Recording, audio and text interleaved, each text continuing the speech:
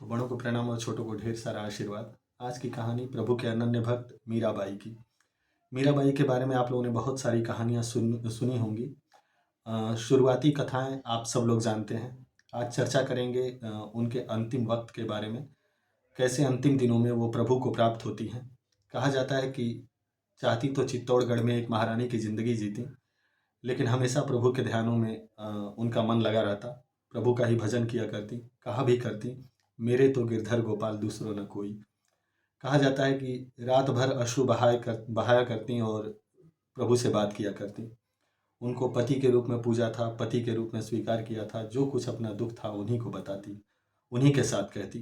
कहा जाता है कि एक बार उनकी एक सहेली ने उनसे पूछा कि तुम रात भर बातें करती हो कान्हा से, क्या कान्हा तुम्हारे किसी बात का जवाब देते हैं?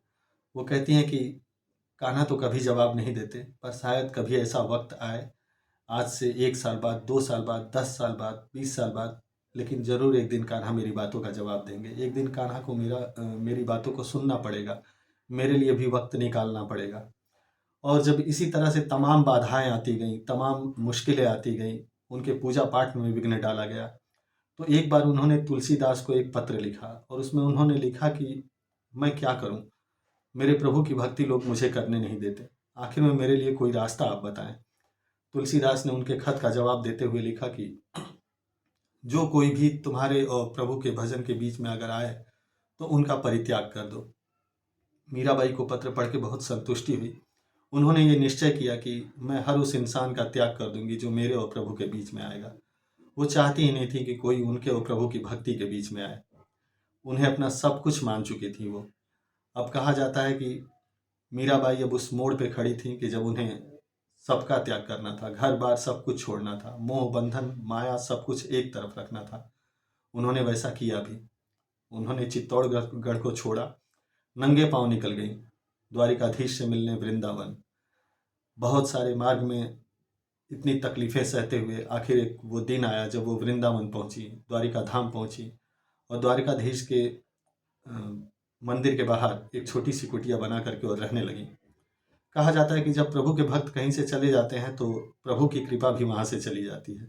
ठीक ऐसा ही हुआ। चित्तौड़गढ़ से मीराबाई के जाने के बाद शायद प्रभु भी नाराज हो गए। कहा जाता है कि इतना भयानक अकाल पड़ा चित्तौड़गढ़ में कि पानी के लिए लोग तरस गए। वर्षा बहुत दिनों तक न हुई। राणा बहुत चिंतित थे। उन्होंने बहुत सारे ज्योतिषी ब्राह्मणों को बुलाया। सबने मिल बैठ करके एक सुझाव दिया। उन्होंने कहा कि ये सब कुछ हो रहा है मीराबाई के चले जाने से। वो चली गई हैं, इसलिए भगवान हमसे रुष्ट हो गए हैं और उनके वापस आने पर ही सामान्य जनजीवन संभव है।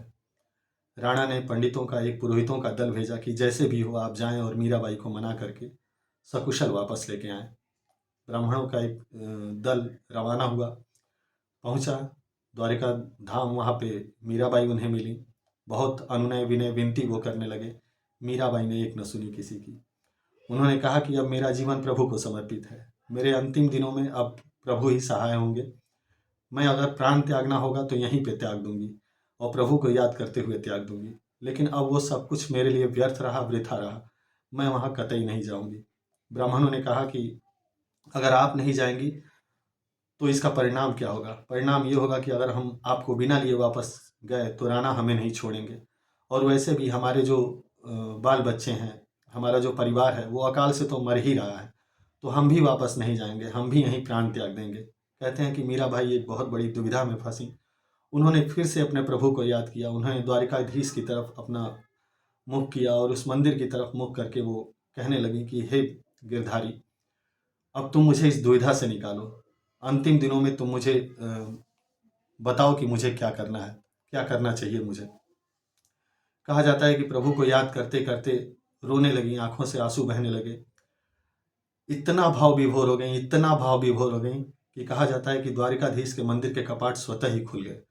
द्वारिकाधीश अंदर उनके मंदिर में घंटे घड़ियालों की आवाज़ सुनाई देने लगी। कहा जाता है कि स्वयं देवाधिदेव महादेव भी अपना डमरू बजाने लगे।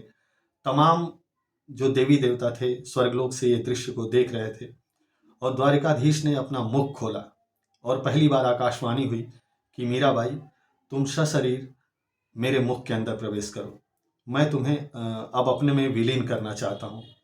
कहा जाता है कि प्रभु की पुकार सुनते ही मीराबाई चल दी। अब प्रभु को एक चिंता सताने लगी कि अगर मैं इन्हें निगल जाऊंगा या मेरे में ये मीराबाई समा जाएंगी तो लोगों के पास क्या इसका प्रमाण रहेगा।